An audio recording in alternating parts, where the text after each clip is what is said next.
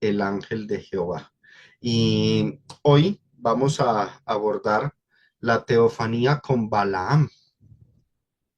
El episodio de Balaam en el libro de los Números nos muestra una teofanía.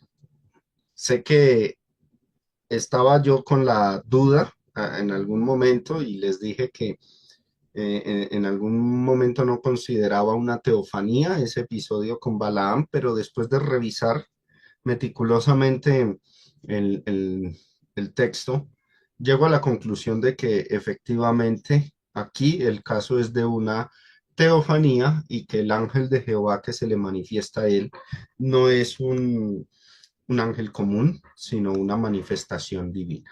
Entonces, este episodio, este escenario de Números, creo que es el capítulo 22, como lo vamos a ver ahorita, nos muestra cómo este hombre Balaam, un brujo, un adivino, gentil, no judío, no israelita, famoso por sus artes mágicas, por el tener el poder de bendecir o maldecir una nación, fue confrontado por el Dios verdadero, el Dios de Israel, porque Israel se encontraba en los campos de Moab y el miedo que tenían las naciones alrededor era porque ya la fama del pueblo de Israel y de Dios se había extendido por todas estas naciones.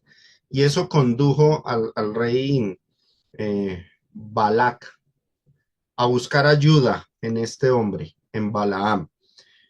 Pero justo en ese momento es que la teofanía se hace notoria y el ángel de Jehová entra en escena. Entonces vamos a mirar el desarrollo de esta lección. Hoy esta clase va a ser solamente esto, la teofanía con Balaam, pero no solamente vamos a hablar del ángel de Jehová y de la teofanía, sino de algunos detalles interesantes que sé que a ustedes les va a gustar, mis amados hermanos y oyentes, y que espero tomen nota de lo que se va a exponer en esta lección. Entonces, hablemos primeramente de Balaam. Pasa de ser adivino a ser profeta, aunque no en las mejores condiciones, no en el buen sentido de la palabra, ¿sí? Vamos a leer Números capítulo 22, del 22 al 35. Números 22, del 22 al 35. Voy a leerlo. Y la ira de Dios se encendió porque iba Balaam. Y el ángel de Jehová, ahí está en escena el ángel de Jehová, se puso en el camino por adversario suyo.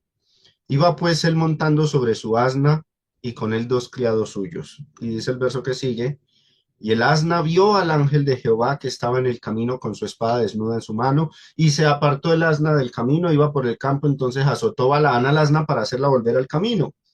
Pero el ángel de Jehová se puso en una senda de viñas que tenía pared a un lado y pared al otro. Y viendo el asna al ángel de Jehová, el animal veía al ángel, se pegó a la pared y apretó contra la pared al pie de Balaam, y él volvió a azotarla. Y el ángel de Jehová pasó más allá y se puso en una angostura donde no había camino para apartarse ni a derecha ni a izquierda. Y viendo el asna al ángel de Jehová, se echó debajo de Balaam y Balaam se enojó y azotó al asna con un palo. Sigamos leyendo. Entonces Jehová abrió la boca al asna. Por supuesto fue el ángel a través de ella, ¿no? La cual dijo a Balaam, ¿qué te he hecho? ¿Que me has azotado estas tres veces? Y Balaam respondió al asna, porque te has, porque te has burlado de mí. Ojalá tuviera espada en mi mano que ahora te mataría. Estaba enfurecido, encolerizado este hombre, Balaam. Y el asna dijo a Balaam, ¿no soy yo tu asna? Sobre mí has cabalgado desde que tú me tienes hasta este día. ¿He acostumbrado a hacerlo así contigo? Y él respondió, no. Ahora observen lo que sucede. Verso 31. Entonces Jehová abrió los ojos de Balaam, se le manifestó y vio al ángel de Jehová que estaba en el camino y tenía su espada desnuda en su mano, y Balaam hizo reverencia inmediatamente y se inclinó sobre su rostro, un acto de adoración. Claramente, ya lo hemos discutido en otras lecciones. Sigamos leyendo. Y el ángel de Jehová le dijo: ¿por qué has azotado tu asna estas 3 veces? He aquí yo he salido para resistirte, porque tu camino es perverso delante de mí, le dice el ángel a Balaam. El asna me ha visto y se ha apartado luego delante de mí estas 3 veces. Y si de mí no se hubiera apartado, yo también ahora te mataría a ti, y a ella dejaría viva. Le anuncia un juicio, un severo castigo. Entonces Balaam dijo al ángel de Jehová: he pecado, porque no sabía que tú te ponías delante de mí en el camino, mas ahora, si te parece mal, yo me volveré. Y el ángel de Jehová dijo a Balaam: ve con esos hombres, ya no se regrese, vaya con ellos. Pero la palabra que yo te diga, esa hablarás. Así Balaam fue con los príncipes o los líderes del reino de Balac.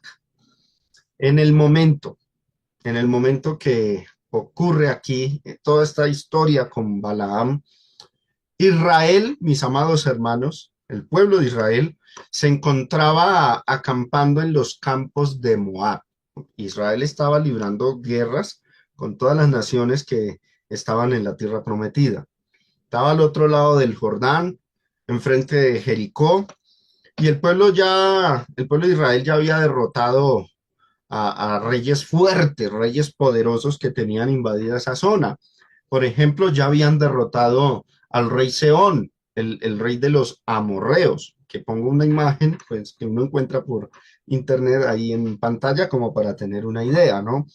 También habían derrotado a Og, el rey de Basán. Esos relatos están en Números capítulo 21, para que leamos toda esa porción, ¿listo? Todo ese escenario de derrotas por parte de Israel con estos pueblos generó temor en todas las naciones vecinas. El pueblo de Moab, viendo ese poder con que Israel estaba avanzando, conquistando la tierra prometida, se sintió amenazado el pueblo de Moab, y buscó la manera de contrarrestar el avance de los israelitas. Entonces ahí es donde aparece este rey Balac, el rey de Moab. Aparece él y recurre a este hombre, a Balaam, el adivino y posteriormente profeta. Recurrió a él para pedir ayuda. Balaam era un adivino reconocido en toda esa región de Israel, de Medio Oriente.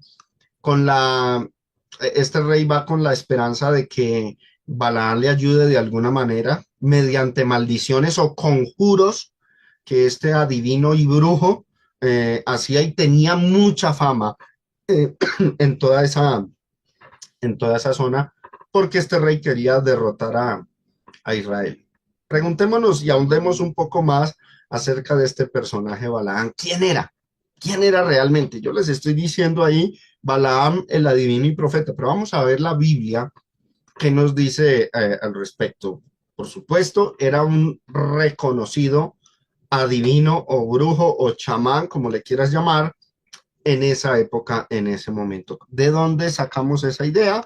Josué, capítulo 13, versículo 22, que nos narra la muerte de Balaam, y lo que dice: también mataron a espada los hijos de Israel a Balaam el adivino, así lo determina, lo designa, el adivino, el chamán, el brujo, hijo de Beor, entre los demás que mataron. Era alguien que practicaba rituales, brujería, invocación de espíritus, fórmulas mágicas para maldecir o bendecir a las personas acorde le pagaran, porque él trabajaba por dinero. Por eso Balac, el rey de Moab, lo busca para que maldijera a Israel y de alguna manera sobrenatural, misteriosa, pudieran detener el avance de Israel en la conquista sobre la tierra prometida. Esto es importante. ¿Y por qué hacían esto? ¿Por qué hacían esto? Bueno, aquí hay que aprender algo de historia y de todo ese marco que rodeaba al pueblo de Israel en ese tiempo, incluso que se extiende hasta los tiempos de Cristo, hasta los tiempos de Cristo. Y no solamente es una historia secular humana, tras ella, mis amados hermanos y oyentes, se escondía un poder sobrenatural de las tinieblas.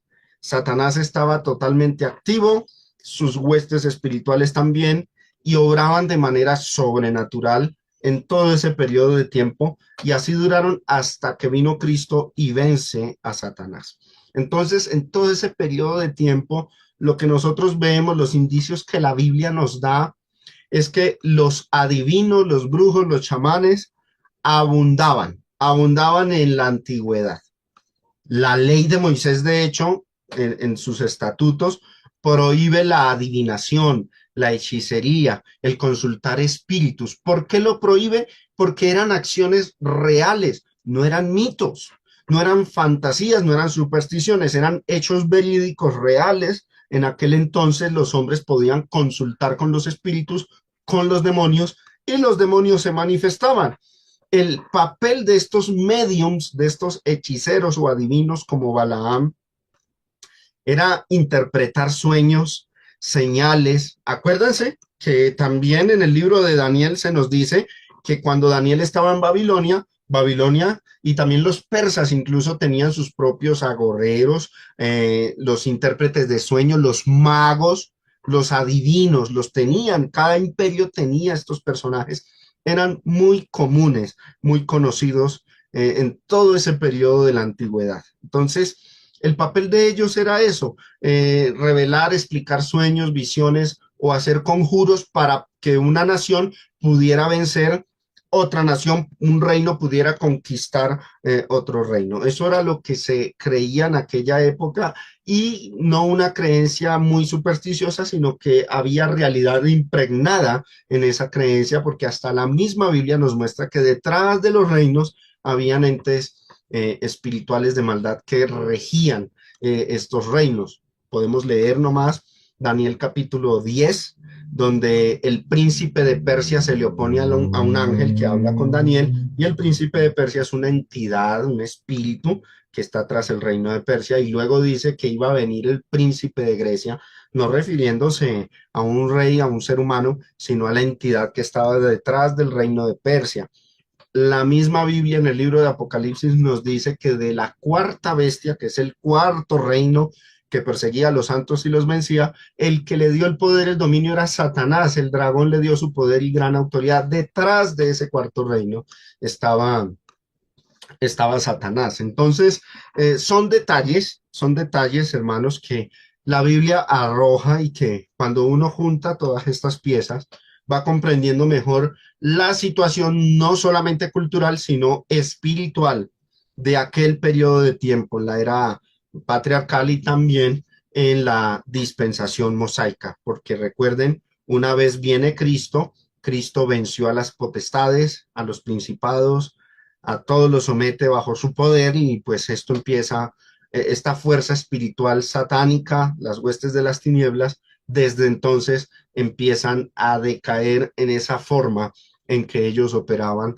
en la época antigua. Entonces, adoraban dioses paganos, adoraban ídolos, pero no porque fuera una total ignorancia. Lo que sucedía realmente era que detrás de cada ídolo había una entidad demoníaca que regía y que podía manifestarse a estos medios, sacerdotes, chamanes, adivinos. La Biblia, por eso condena, en la ley de Moisés se condena esas prácticas, porque eran reales, tenían realidad. No va a condenar la Biblia a algo que sea ficticio, sino que condena hechos reales.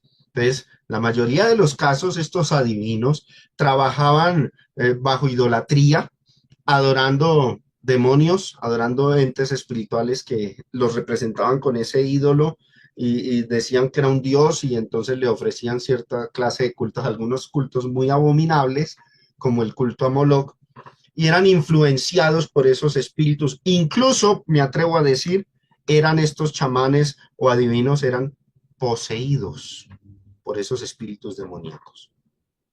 Así era la forma en que trabajaban, al modo de un medium. Un medium es supuestamente hoy día una persona a la cual entidades espirituales pueden entrar en ella y entonces las personas contactan a los muertos a través de esas personas. Bueno, Balaán era prácticamente eso. La Biblia da evidencia de que eso era real. Hechos capítulo 16, versículos del 16 al Hechos 16, versículos del 16 al 18. Dice, aconteció que mientras íbamos a la oración, de acá estamos en el Nuevo Testamento, por supuesto, ¿no? Nos salió al encuentro una muchacha, y mira lo que dice, que tenía espíritu de adivinación, estaba poseída por un espíritu de adivinación, que no era una posesión demoníaca de ese grado donde ella perdía el control de sus acciones, como vemos en las películas de cine, sino donde cooperaban ambos. Ella trabajaba con entidades espirituales, tenía un espíritu de adivinación, la cual daba gran ganancia a sus amos, adivinando. ¿Cuál era la actividad de ella? La misma que la de Balaam, adivina. Esta, verso 17, siguiendo a Pablo y a nosotros, daba voces diciendo, y mire que lo que adivinaba acertaba, porque había una entidad espiritual detrás de ella. Estos hombres son siervos del Dios Altísimo, quienes os anuncian el camino de salvación, y esto lo hacía por muchos días. Ahora observen, mas desagradando a Pablo, este se volvió y dijo al espíritu, a la entidad con la que ella trabajaba, te mando en el nombre de Jesucristo que salgas de ella. Y salió en aquella misma hora. Interesante, ¿no? Impresionante a la vez. Balaam. Balaam era más o menos esto que estamos leyendo aquí también en Hechos capítulo 16. Balaam no era israelita, no era judío, era un brujo gentil, un hechicero con esos dotes de adivinación similares a los de esta mujer, que estaban relacionados con los demonios. Y vuelvo y reitero, soy enfático en esto. En esa época los demonios merodeaban el mundo y se hacían pasar por dioses. Por eso las naciones los adoraban como dioses y les hacían ídolos en representación de estas entidades. Y había para cada ídolo, para cada sistema de culto pagano, había sacerdotes, había sacerdotisas y los adivinos también estaban y eran los encargados de contactar con esas entidades. Yo les enseñaba a ustedes cuando les hablaba acerca de la epístola de los Corintios, todo el culto pagano en Corinto, y que había sacerdotisas de Afrodita, porque se encargaban de contactar, eran también mediums que contactaban esas entidades demoníacas y además llevaban a cabo actos rituales como la fornicación ritual. Entonces, cuando un hombre, una mujer de ese entonces, iba a adorar a Afrodita, en vez de hacer lo que en el culto judío se hacía, circuncidarse para decir que era una persona ya dedicada a Dios, o como se hace en el cristianismo, bautizarnos para declarar que estamos dedicados a Dios, que hemos sido apartados para con Dios, lo que hacían ellos era tener relaciones sexuales con el sacerdote, con la sacerdotisa, mientras aparentemente o realmente estos sacerdotes estaban poseídos por esas entidades y entonces esa relación sexual era la que los unía en pacto a aquellos hombres con la entidad que representaba la sacerdotisa o aquellas mujeres que se unían con el sacerdote de cierta entidad pagana. Por eso es que Pablo dice en Primera de Corintios que el que se une con una ramera es un cuerpo con ella, porque dice los dos eran una sola carne, y uno quedaba perplejo y ve porque Pablo aplica el libro del Génesis y lo que se dice sobre el matrimonio aquí a un hombre que se une con una ramera, porque la ramera que Pablo tenía en mente era aquella sacerdotisa de Afrodita y el acto de fornicación que él tenía en mente cuando escribe la carta era en esos actos donde se consagraban a esos ídolos, a esos demonios. Entonces, observen que el mismo Pablo dice que esos ídolos eran realmente, tras ellos, eran entidades demoníacas. Primera de Corintios capítulo 10, versículo 20, dice, antes digo que lo que los gentiles sacrifican, En realidad, ¿quiénes lo estaban sacrificando? A los demonios lo sacrifican y no a Dios. Y no quiero que vosotros os hagáis partícipes con los demonios. Por eso es que los cultos paganos de la época eran trágicos, terribles, abominables delante de Dios. No es esta idolatría la típica idolatría moderna de que tienen una estatua de algún santo, como hace la iglesia popular, le prenden una velita y le hacen oraciones. No era esa clase de idolatría la que Pablo abordaba en su tiempo. Era realmente rituales dedicados a los demonios con manifestaciones reales de entidades espirituales. Por eso es que los advierte y dicen, no participen de eso porque lo que ustedes están sacrificando a los ídolos, lo que hacen los gentiles, sacrifican a los ídolos, se están a los demonios, a ellos es a quienes realmente están adorando. Entonces, en ese tiempo, mis hermanos, en esa época, las manifestaciones de demonios, de ángeles caídos, era común. Tan común que Pablo a los Gálatas les dice, tengan cuidado con ir a predicar un evangelio diferente. Si aún un ángel del cielo es predicar un evangelio diferente del que os sea anunciado, sea anatema, porque la posibilidad era real. Las manifestaciones de demonios y de estos entes espirituales era común en ese periodo antes de Cristo. Uno ve el ministerio de los apóstoles y Pablo y Bernabé a donde iban expulsaban demonios también. Pedro expulsaba demonios, Jesús expulsaba demonios, porque era una acción común en aquella época donde Satanás sabía que ya le estaba llegando su momento. Entonces, como decimos en Caldas, se alborotó y Cristo vino y derrotó a Satanás y a todas las huestes también, y pues desde entonces esa actividad sobrenatural ha menguado notablemente. En el Antiguo Testamento por eso se condena la ley mosaica, la adivinación y el espiritismo. Miremos la ley, Deuteronomio 18 del 9 al 14, lo que dice, observen. Cuando entres a la tierra que Jehová tu Dios te da, no aprenderás a hacer según las abominaciones de aquellas naciones. No sea hallado en ti quien haga pasar a su hijo o a su hija por el fuego. Ofrecían sacrificios humanos. Ni quien practique adivinación, ni agorero, ni sortílego, ni hechicero, ni encantador, ni adivino, ni mago, ni quien consulte a los muertos. Todas estas cosas condenadas en la ley, y no las condena la ley porque sean meramente fantasías o supersticiones, sino porque eran hechos reales. Podían hacerlo y ya lo hemos visto. Ahora seguimos leyendo y dice, porque es abominación para con Jehová cualquiera que hace estas cosas. Y por estas abominaciones Jehová tu Dios echa estas naciones de delante de ti. Perfecto serás delante de Jehová tu Dios, porque estas naciones que vas a heredar, agoreros y adivinos oyen, mas a ti no se te ha permitido esto, no te ha permitido esto, Jehová tu Dios. Entonces, en el Antiguo Testamento se condena tajantemente estas actividades porque realidad tenía. Hay varios pasajes bíblicos que muestran que estas prácticas estuvieron vinculadas a entidades demoníacas, desviaban a los pueblos, guiaban a las naciones enteras, a los reinos, los dominaban, ¿sí? Hacia la idolatría, o sea, a la adoración de la gente hacia estas entidades. Ellos escondían tras los ídolos. La actividad espiritual maligna en esos tiempos fue real, vuelvo y reitero, no un mito, no una superstición, y por eso fue muy factible, oído, era tan real que pues, por eso era tan fácil que Israel cayera en idolatría.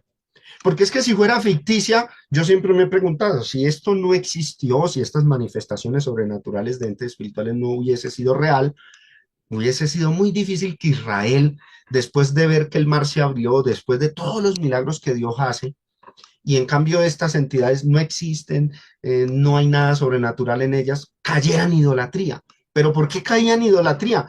Porque sus acciones y sus manifestaciones eran reales, entonces estaban propensos a creer, tal vez Dios no sea el único Dios, tal vez hay más dioses que también pueden hacer manifestaciones sobrenaturales y entonces me convencen y me cambio y creo en esos dioses y rechazo al Dios verdadero, al Dios de Israel. Por eso era que Israel caía en esta clase de prácticas. Esa percepción de ellos, de esa realidad en ese entonces, hacía muy fácil al pueblo de Israel caer en la trampa de confiar en un ídolo o un dios pagano en lugar de permanecer fieles a Dios. Mire lo que le pasó a Saúl.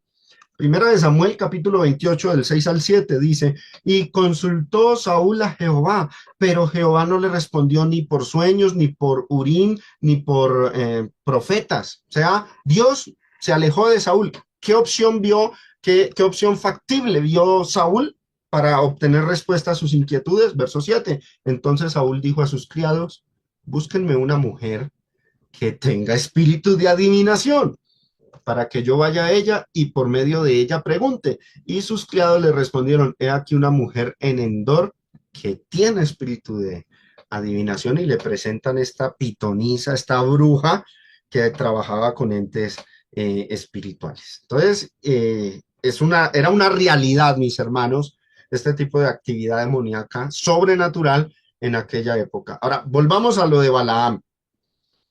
Él sabía, él sabía cuando este rey Balac le pide ese favor de maldecir a la nación de Israel, Balaam sabía que la divinidad que protegía a Israel se llamaba Jehová. Seguramente al principio Balaam pensaba que Jehová era un espíritu más, una deidad más de las tantas que en su vida como adivino él solía invocar o consultar para hacer favores. Pero el relato luego nos muestra que Balaam comprendió que Dios no era uno entre más dioses, sino el Dios verdadero que no se deja manipular por rituales ni por intereses humanos. Miremos lo que dice en Números 22, del versículo 5 al versículo 13. Voy a leerlo. Por tanto, envió mensajeros a Balaam, hijo de Beor en Petor, que está junto al río en la tierra de los hijos de su pueblo, o sea, él era un gentil, para que lo llamasen diciendo, un pueblo ha salido de Egipto, Israel, decía este rey Balac. Y aquí cubre la faz de la tierra y habita delante de mí, o sea, me está amenazando, tengo temor, dice este rey. Ven pues ahora, te ruego, maldíceme este pueblo, porque es más fuerte que yo, quizá yo pueda herirlo y echarlo de la tierra. Ahora, miren la fama que tenía Balaán, miren lo que se decía de él, la fama que se difundía de este hombre por todo ese territorio. Pues yo sé que el que tú bendigas será bendito y el que tú maldigas será maldito. Impresionante el poder que tenía o las entidades demoníacas con las que trabajaba este adivino. Y dice, fueron los ancianos de Moab y los ancianos de Madián con las dádivas de adivinación, le pagaron para eso, para que hiciera su trabajo en su mano. Y llegaron a Balaam y le dijeron las palabras de Balac. Él les dijo, reposad aquí esta noche y yo os daré respuesta según Jehová me hablare. Así los príncipes de Moab se quedaron con Balaam. O sea, Balaam sabía, la divinidad, la deidad que está detrás de la nación de Israel se llama Jehová. Entonces voy a consultarlo a ver qué sucede. Y dice, no tuvo Balaam que invocarlo, sino que Dios mismo anticipadamente vino a Balaam y le dijo, ¿qué varones son estos que están contigo? ¿Se imaginan ese escenario donde Balaam empieza a actuar con Dios? Y Balaam respondió a Dios, Balac, hijo de Zippor, rey de Moab, ha enviado a decirme, he aquí este pueblo que ha salido de Egipto cubre la faz de la tierra, ven pues ahora y maldícemelo, quizá podré pelear contra él y echarlo. Entonces Dios le dijo a Balaam, no vayas con ellos, ni maldigas al pueblo, porque bendito es. O sea, yo lo estoy protegiendo. Así Balaam se levantó por la mañana y dijo a los príncipes de Balac, a los gobernantes del rey Balac, volveos a vuestra tierra porque Jehová no me quiere dejar ir con vosotros. Oído esto que voy a decir. Balaam, un adivino, un agorero, empieza a interactuar con Dios. No porque tuviera dotes especiales para que Dios le hiciera caso, o porque Dios actuara como estas entidades demoníacas, sino porque Dios es soberano y Él se le manifiesta a quien quiere, sin importar si el personaje es o no es muy santo. Esto derrumba una idea que tienen muchos, de que Dios solamente se le aparece a personas muy buenas y santas. Bueno, aquí se le apareció a un brujo. A partir del momento, oído, a partir del momento en que Balaam interactúa con Dios, por ese mero acto de interacción, donde pudo hablar directamente con Dios, ya no se le trata como adivino, como hechicero, porque no está interactuando con demonios, está interactuando es con Dios. Entonces, toda persona que interactúa directamente con Dios se le considera profeta, sea buena o mala persona, sea santo o esté descarriado como este hombre, se le considera profeta, porque profeta es alguien que interactúa directamente con Dios, indiferentemente de si es buena o mala persona. El apóstol Pedro lo reconoce como profeta. Segunda de Pedro capítulo 2 del 15 al 16 dice, han dejado el camino recto. Un hombre malo era Balaam. Se han extraviado siguiendo el camino de Balaam, hijo de Beor, el cual amó el premio de la maldad. Y observen, y fue reprendido por su iniquidad, pues una muda bestia de carga, hablando con voz de hombre, refrenó la locura del profeta. Se le llama profeta. Algo similar ocurre con Caifás. Cuando Caifás dijo que era necesario que Jesucristo muriera por todo el pueblo y no que todo el pueblo pereciera, eso está en Juan capítulo 11, verso 49 al 52, el apóstol Juan confirma que por ser Caifás sumo sacerdote en ese entonces, lo que dijo era profecía, o sea, Caifás fue profeta. Ahora, no era una joyita, no era un santo, pero profetizó por interactuar consciente o inconscientemente por interactuar con Dios. Entonces, esto abre una puerta para que estudiemos más adelante el tema de cómo era la profecía, qué son los profetas realmente, porque generalmente uno tiene la idea de que todo profeta fue un hombre muy santo, muy consagrado y que por eso era que Dios se le aparecía. Aquí vemos que no. Aprendimos quién es Balaam, ¿no? De adivino a profeta. Ahora vamos al punto con la teofanía. El ángel de Jehová se opone en el trayecto de Balaam. Cuando Balaam se dirigía hacia Moab, la Biblia nos muestra que la ira de Dios se encendió contra Balaam y se manifiesta Dios en la forma del ángel de Jehová y se interpone en el camino con una espada desenvainada. Números 22 del 22 al 23 dice, y la ira de Dios se encendió porque él iba y el ángel de Jehová se puso en el camino por adversario suyo. Iba pues él montado sobre su asna y con él dos criados suyos. Y el asna vio al ángel de Jehová que estaba en el camino con su espada desnuda en su mano, y se apartó el asna del camino e iba por el campo. Entonces azotó Balaam al asna para hacerla volver al camino. Lo sorprendente es que Balaam no es el que ve primeramente al ángel. ¿Quién vio al ángel? El asna. Ahí lo dice, versículo 23 lo resalto. Y el asna vio al ángel de Jehová. Este detalle de un animal que puede ver seres espirituales como el ángel de Jehová, este detalle ha llevado a muchos, incluso en la tradición judía antigua, llevó a muchos a pensar que existen animales que pueden tener sensibilidad especial para captar entidades espirituales que los humanos no perciben a simple vista, y esta es una creencia común en mucha gente hasta el día de hoy.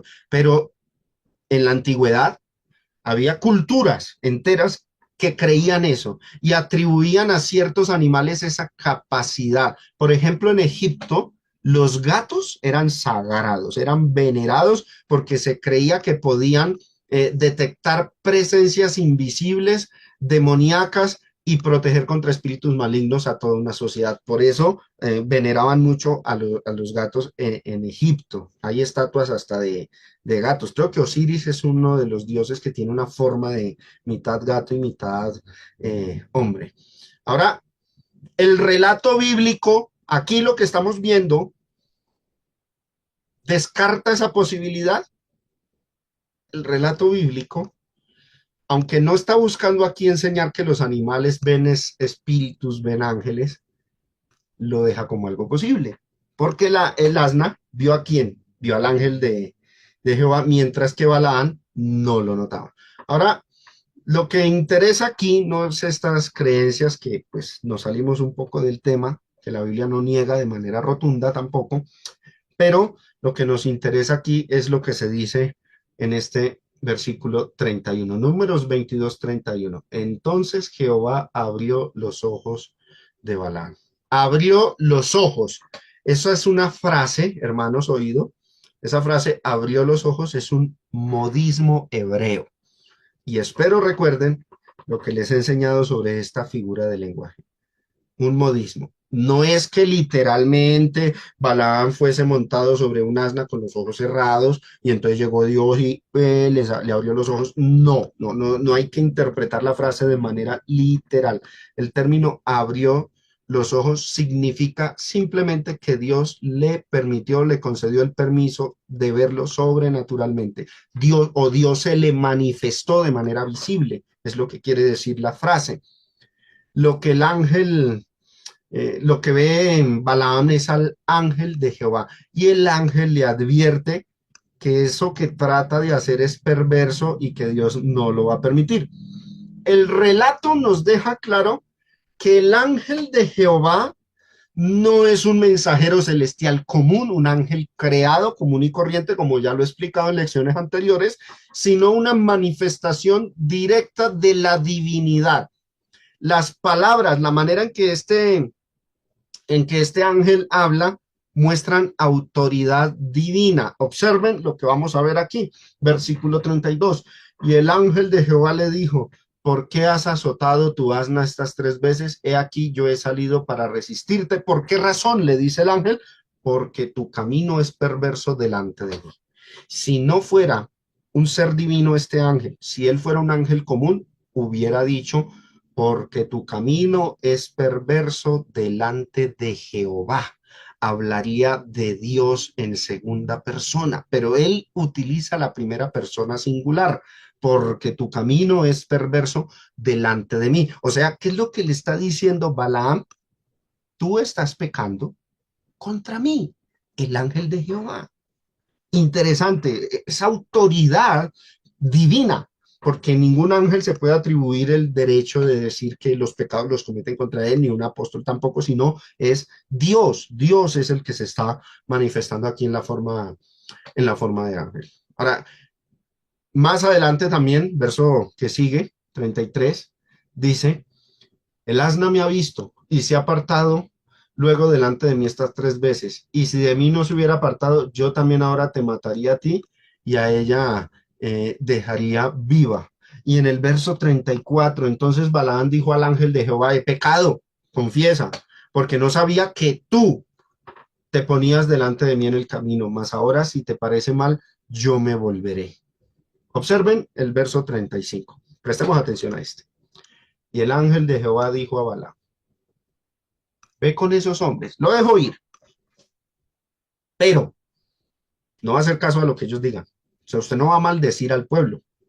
La palabra que yo, nuevamente primera persona singular, la palabra que yo te diga, esa hablarás. Así, Balaam fue con los príncipes de Balac. Este ángel se coloca en la posición de Dios. La palabra que yo te diga, esa hablarás, nada más y nada menos. La palabra que yo te diga. Ningún ángel creado, mis hermanos, habló de esa manera. Ese uso de la primera persona singular con autoridad divina nos confirma a nosotros que estamos ante una teofanía, una aparición de Dios en forma visible. Ahora, ¿cómo sabemos que es así? ¿Hay alguna confirmación? Claro que sí. Saltémonos unos versículos más adelante, unos poquitos. Estamos en el verso 35. Miren lo que dijo Balaam a Balac. Verso 38. Balaam respondió a Balac: he aquí yo he venido a ti, mas ¿podré ahora hablar alguna cosa? La palabra, mire lo que dice, que Dios pusiera en mi boca, esa hablaré. Vamos despacio. Y noten que este texto nos muestra que ese ángel es Dios mismo. Vamos despacio. ¿Quién fue el que le habló a Balaam? Verso 35, resaltémoslo aquí. El ángel de Jehová dijo a Balaam. ¿Quién es el que interactúa con Balaam? El ángel de Jehová. ¿Qué le dijo? Ve con esos hombres y le hace esta advertencia. Pero, observen, lo resalto, la palabra que yo te diga, esa hablarás. Balaam va con los príncipes de Balac, se presenta ante el rey Balac y le responde lo siguiente.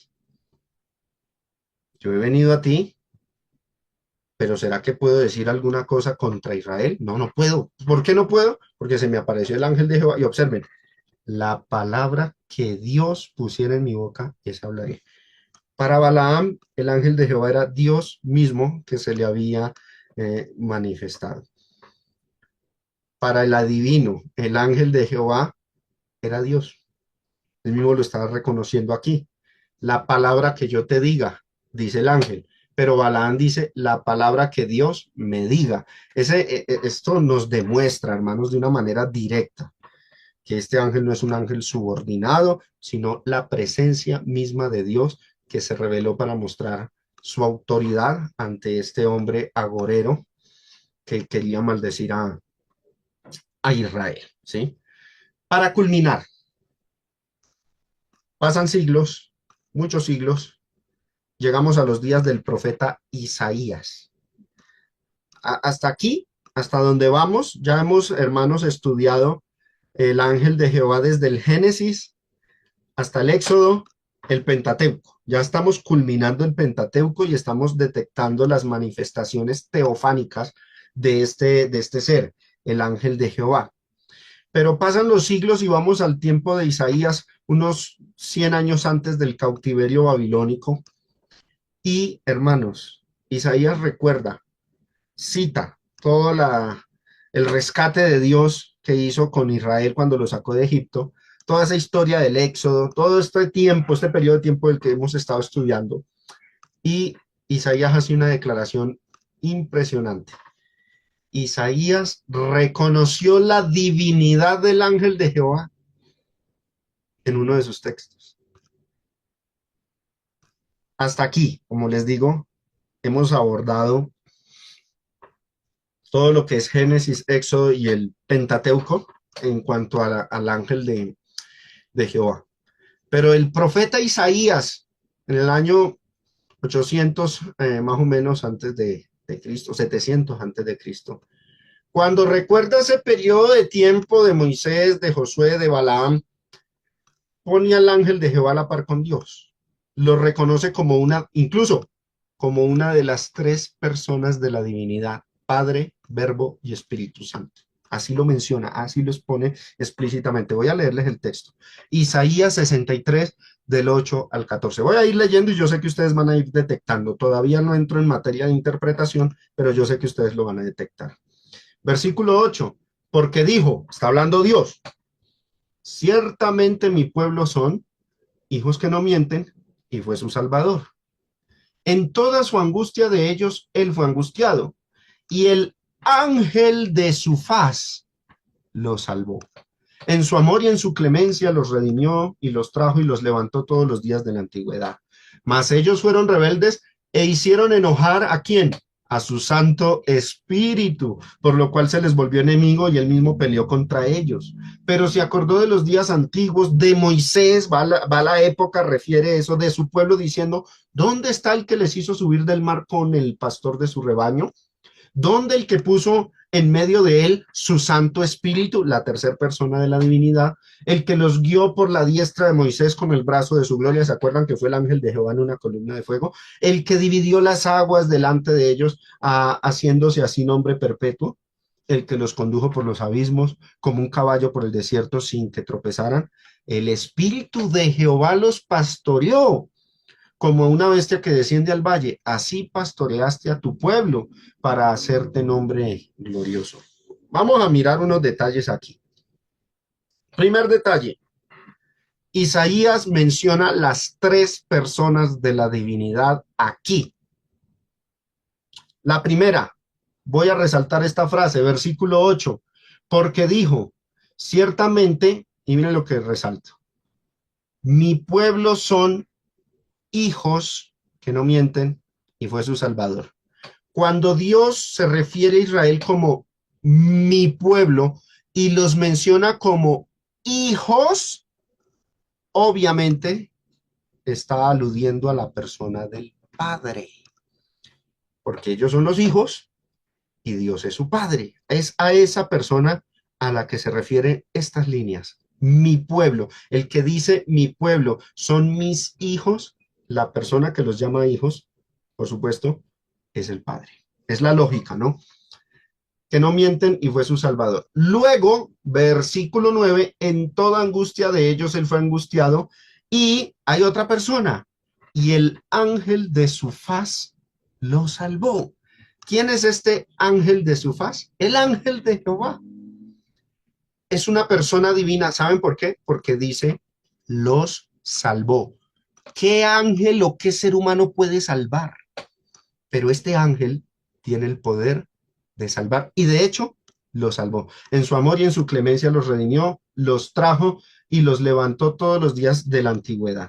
Mas ellos fueron rebeldes e hicieron enojar ¿a quién? La tercer persona de la divinidad, su Santo Espíritu. Ahí está el versículo 10. Es más, en el versículo 14 dice, el Espíritu de Jehová los pastoreó. Claro que sí. Cuando el Salmo 23 dice, Jehová es mi pastor, es posible que también involucre al Espíritu Santo, porque el Espíritu Santo, según el verso 14, también pastorea, también es un pastor. Le aplica el nombre divino Jehová a él. Pero bueno, no estamos hablando del Espíritu Santo. Ahora miremos la pantalla y quiero enfatizar el punto de la teofanía, el ángel de Jehová.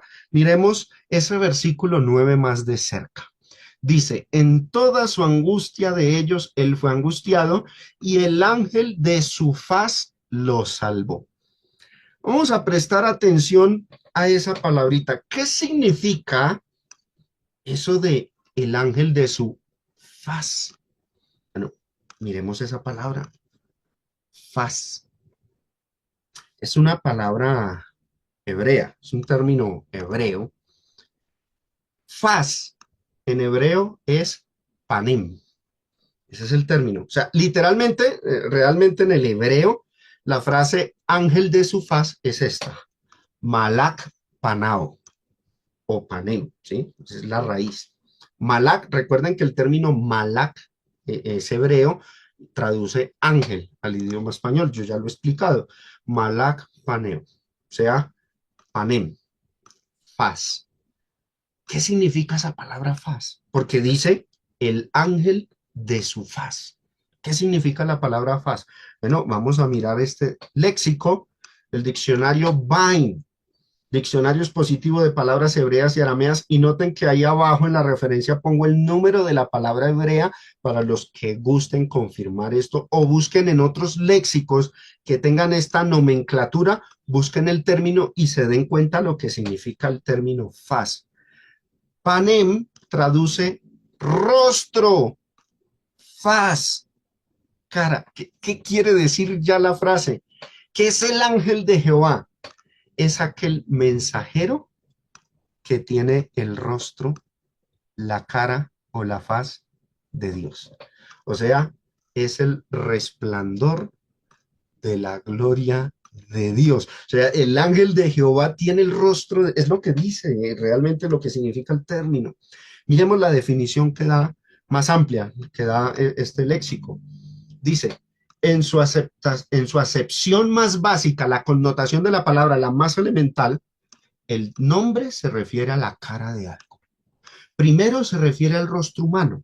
Por eso hay un texto que dice, Abraham se postró sobre su rostro, hebreo, panem. y Dios habló con él, Génesis 17:3. En una aplicación más específica, el término indica una expresión en el rostro, un gesto de la cara, y se traduce como semblante, pero el hebreo es panem. Hay un texto que dice, por eso Caín se enfureció mucho y decayó su semblante, hebreo panem, refiriéndose a los gestos del rostro. Entonces, hermanos, ¿qué significa la frase el ángel de su faz? Ese es el ángel de Jehová, pero aquí se le llama el ángel de su faz. ¿Qué significa? Literalmente se puede traducir el mensajero de su rostro o el mensajero que revela el rostro de Dios. Impresionante, ¿sí? Ahora, con esto, ya para culminar, yo concluyo que este ser, el ángel de Jehová, es el verbo, Jesucristo. Ya vimos el texto de Isaías. Primero se menciona al Padre o se alude al Padre. Mi pueblo son hijos. Ahí se refiere al Padre. Luego más adelante se refirió al Espíritu Santo. Entonces, ¿quién será? El ángel de Jehová. Solo hay una alternativa y es que sea Jesucristo. Ahora, aquí se le llama el ángel de su faz, o sea, el mensajero que revela el rostro de Dios o que tiene el rostro de Dios. Qué curioso que en el Nuevo Testamento de Jesucristo se dice exactamente lo mismo. Segunda de Corintios capítulo 4 versículo 6 dice, porque Dios, que mandó que de las tinieblas resplandeciese la luz, es el que resplandeció en nuestros corazones para iluminación del conocimiento de qué? De la gloria, el rostro de Dios en la faz. ¿De quién? De Jesucristo. Jesús es el que tiene el rostro de Dios según el apóstol Pablo en 2 Corintios 4:6. Pero hay más textos. Colosenses 1:15, Él es la imagen del Dios invisible, o sea, Él es el mensajero de Dios que lleva el rostro de Dios, la imagen del Dios invisible. O como se dice aquí, el Malak Panen, el ángel de su faz, el mensajero que revela su rostro. Él es el mismo ángel de Jehová. Hebreos 1:3, el cual, hablando de Jesucristo, siendo el resplandor de su gloria, la imagen misma de su sustancia. Son términos sinónimos de Malak Panem, o sea, de el mensajero que revela el rostro de Dios. Y Apocalipsis, capítulo 21, verso 23, la ciudad no tiene necesidad de sol ni de luna que brillen en ella, porque la gloria o la luz de Dios la ilumina y adivinen de dónde emana esa luz. El cordero es la lámpara, el cordero es la lumbrera. Si el cordero es lámpara y brilla luz, la luz que brilla es la de Dios, o sea, él es el rostro de Dios, igual que el ángel de Jehová, el ángel de su faz que lo salvó. Hasta aquí, mis hermanos, esta lección sobre el ángel de Jehová. Y con esto cerramos todo este recorrido por todo el Pentateuco y más adelante vamos a empezar a recorrer los libros históricos como Josué, Jueces, hasta llegar a Malaquías, detectando las teofanías divinas, las teofanías de Dios manifestadas en la forma del ángel de Jehová. Gracias por la atención que me prestaron. Espero que haya sido provechosa esta lección para todos ustedes.